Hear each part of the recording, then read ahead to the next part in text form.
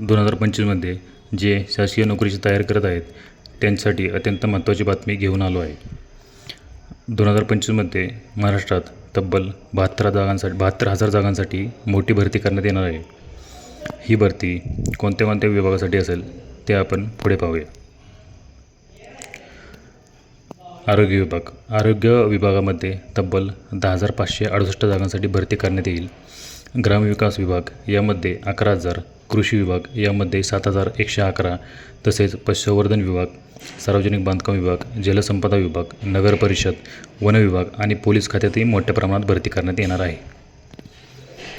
अर्ज सुरू करण्याची प्रक्रिया येत्या जुलै-ऑगस्टपर्यंत सुरू होईल.